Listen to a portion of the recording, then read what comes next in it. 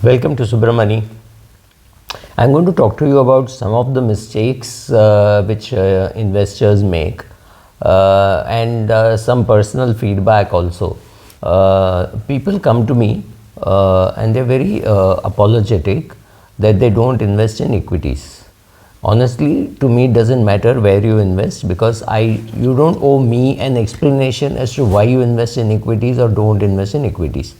Second, I think it is a way for them to provoke me to justify investing in equities. One, I don't need to invest in equities. I don't need you to invest in equities. Doesn't really matter for me where you invest. And I don't need to justify. So then they come and say, but can you say at least I'll get 12% return? I don't want to say you will get 12%. Maybe you will get 1.2. Maybe you will get 120. It is up to you. How much you want to get, how much you get, how well you can manage your equity. It depends on your IQ, it depends on your EQ, it depends on the market, it depends on so many other factors. I'm not going to stand here in a lobby of a hotel telling you how to invest in equities, because to me it's been a very long journey and it can't be just told to you in 1 minute or 2 minutes, right? So if you don't want to invest in equities, to me it doesn't matter. For very many people, they want to hear that equity is just PPF on steroids. In PPF you get 7%, here you will get 12%. I am not willing to say that, because it depends a lot on your own attitude, on when you buy, what you buy, how long you hold. And I am not in the business of asking you for your money to manage it for you. That's not my business. A lot of people do it. I know friends who do a very good job, much better than the index, much better than some of the mutual funds. But that is your call, whether you want to invest through them, don't want to invest through them, right? Second, another mistake I see people making is not investing to a plan. It is just that they met me and say, what do you think of the Adani group? Now what is to be done? And I say, look, I bought, I sold or something like that, and say, do you think I'll make money if I buy? I have no clue. Right? So, and I don't even know why you're buying. Are you buying the share at 300 rupees to sell it at 320, or are you buying the share at 300 rupees to sell it at 30,000 after a few years? I have no clue. So I don't know what you're doing, why you're doing. So very difficult for me to tell you what you should do. You have to have your plan and you should work to that plan. It is not what I tell you, or it does not even matter as to what I do with my money, right? So I have a completely different risk appetite. I have different access to market knowledge, etc. So I am going to be very different than what you are going to do. So if you do not understand what you're doing, there is very little chance that the person who is advising you will be able to do a good job of advising you. Second, investing completely without research. So there was this person who thought that Paytm is a good buy at 500 because it will go back to 3000 in a year, or 2700, or so 5-6 times in 1 year. So I said, assuming even it moves up as much as the index, it means the index will have to move from 60,000, Sensex will have to move from 60,000 to 3,60,000 for your share to go back from 500 to 3,000, whatever it is your target price. So without any basis, people want to make some investments and hoping that, when you realize that there is anchoring bias, saying the price will go back here, or wanting to buy Adani because it has fallen. I'm not even getting into whether Adani shares are worth buying or not worth buying, but buying because it has fallen makes no sense to me, right? So you decide, you do your own research, and there is nothing called Adani group, right? You can't buy the Adani group. There is no ETF available saying Adani group ETF. Within the Adani group, you have to decide what you want to buy. There is Gujarat Ambuja Cement, there is ACC, there is Adani Ports, there is Adani Enterprise, everything. You have to decide what you want to buy. Like I said, the mistake number 1 or mistake number 2, when you are investing without a plan, you can buy any Adani share. Doesn't really matter, because you are buying because it's fallen. If you think it's fallen, therefore it's worth buying, buy. If you think it's going to go up, buy. But don't ask me for a justification as to what to do in the Adani group. I have no clue, and I have no clue about what I'm going to share in public, right? So I may or may not have bought, I may or may not have traded, right? I've done all kinds of things even with the Adani group. So I'm not getting into what you should do, right? So that's again difficult. Then many people, obviously, I don't know why it happens. When I say idli in this shop is good, people will go and eat idli without checking out with me what is the price. Which is perfectly all right, because if you're spending 200 bucks or 400 bucks in one place, you don't really need to do too much research. And that is not true in case of equity. You have to find somebody who will tell you what to buy, etc. So it has to be a PMS, or it has to be a mutual fund. It has to be somebody who leads you to that particular mutual fund or those particular shares.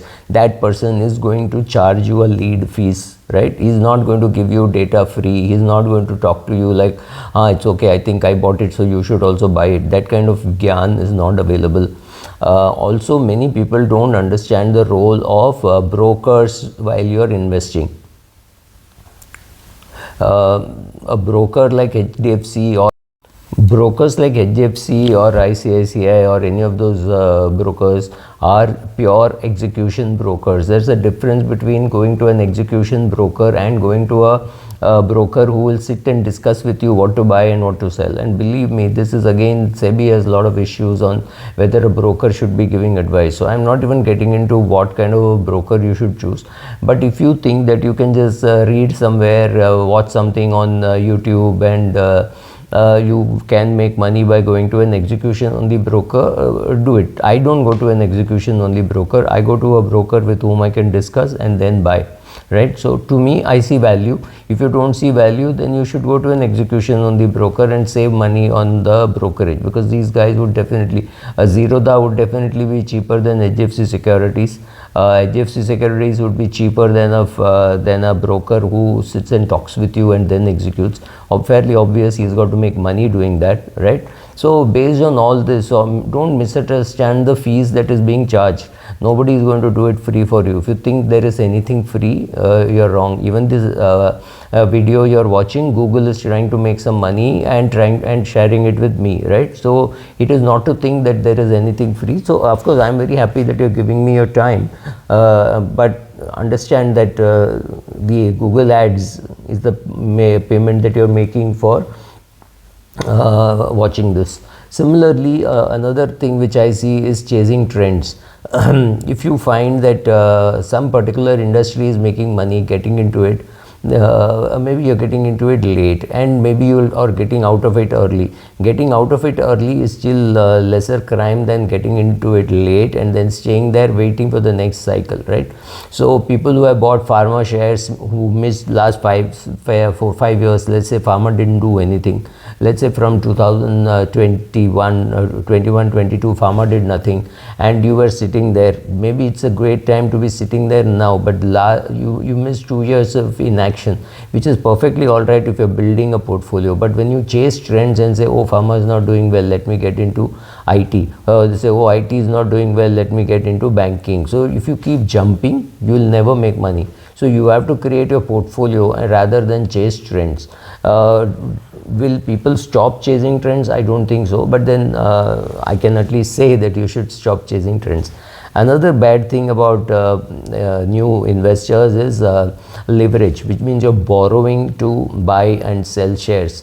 I'll do a separate video on this and what Warren Buffett says about borrowing to invest makes no sense at all. And so whether you are taking an F&O, whether you're buying a call option, or whether you're buying something in the futures market, or whether you are borrowing money from the bank, loan against shares and things like that, they're very good for the lender. They don't work for you unless you're very disciplined borrower. You know how you're borrowing, you know why you're borrowing, you know how you will repay, you know when you will cut position very quickly. So it's not something which I would ever suggest. But then people, even fresh comers, are happy because the minute you go to execute the order in executor, just put in one order, the bank offers you, oh, don't buy 150 shares, you can buy 600 rupees, we will give you the money, right? So 4x or 3x is the kind of money that they are offering it to you just at the time of clicking. It's amazing how they can deliver it exactly when you are tempted towards it, and chances are you will fall for it. So be careful, don't borrow to invest. If you are a newcomer, and investing your own money is risky, investing leverage money is extremely risky. So don't do that. Don't watch the market 24 by 7. When I say 24 by 7, I mean 9 a.m. to 3:30 p.m. Like, no, oh my God, something is going to happen now. Things don't happen at all.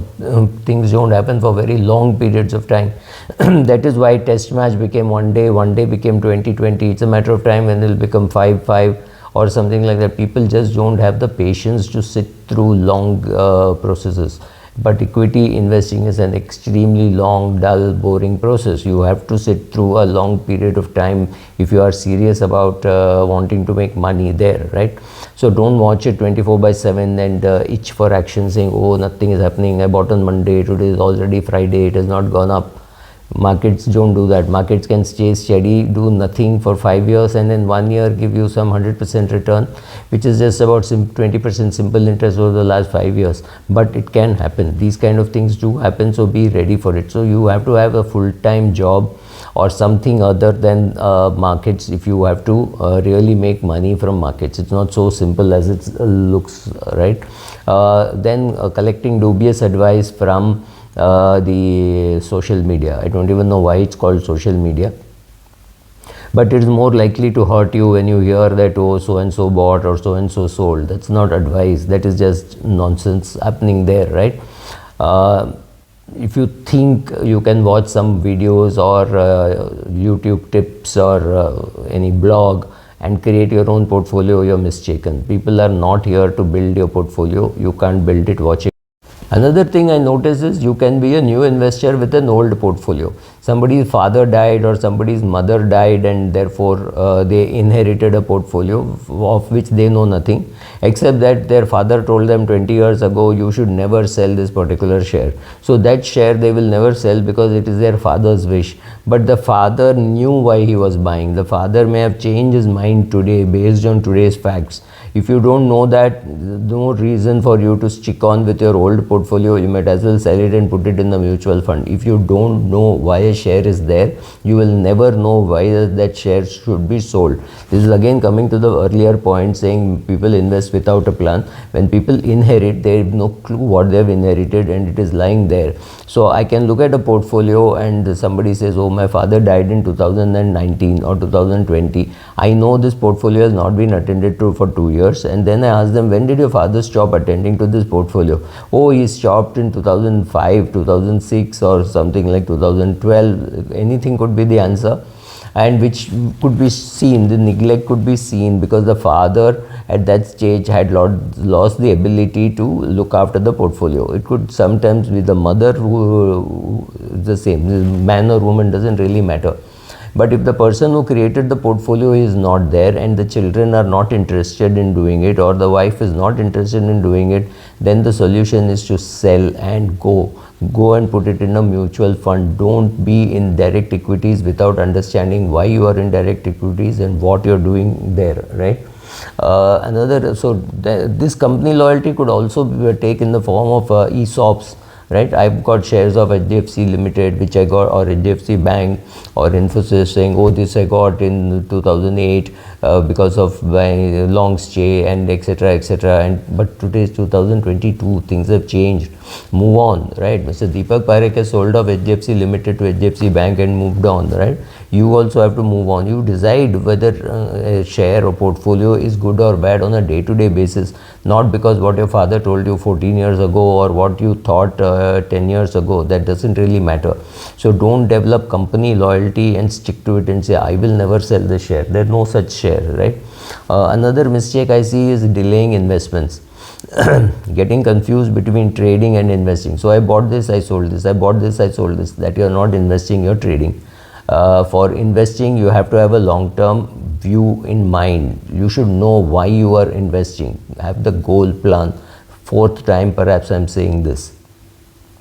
If you are going to be a trader, be a trader. If you're going to be an investor, be an investor.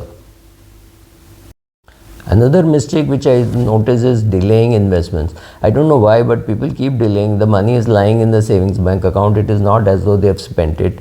It is not as though they need it, but it is just lying there and not getting invested. So that is another. And the flip side to this is because they have started late, they are impatient, they want it to happen very quickly. Both of these are terrible, and especially as a combination can be very hurtful. So don't delay investments, don't be impatient. Market gives you money, but gives money only to the very patient investor who's been willing to learn, have a plan, do some research, and know why he or she is buying, and have a very clear 20-year, 30-year, 40-year view, saying I will create wealth. I do not know for what, I do not know how much I need for requirement, but I know it's a big round sum. I'm just 22 years of age, so I will create some wealth for my retirement, and I will keep slogging at it. I will keep earning money, I will keep investing, and I'll create wealth. How I will use it is a completely different thing, and that keeps changing. As a 5-year-old, you want a new shiny red bike, and as a 45-year-old you want a new shiny Ferrari, the same red color, but other than that there is nothing in common.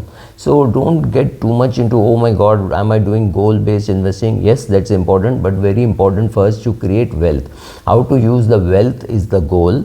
And so if you can have the discipline of saying I just need to create wealth, you don't need too many goals. But for people who do not have that ability to create wealth, then they need goals. So goals are again for the person who is less disciplined than the guy who knows that he has got to create wealth for various goals of his life, climbing the Himalayas, or getting married, or any such stuff. Everything which costs money, wealth has to be created. So my goal is very simple. I will help you create wealth, whether you want to use it for doing your own business, or retirement, or funding your children's education or their marriage. That's your call. I'm a financial advisor, not a life advisor. That's the kind of attitude you want your advisor to take for you. Thank you.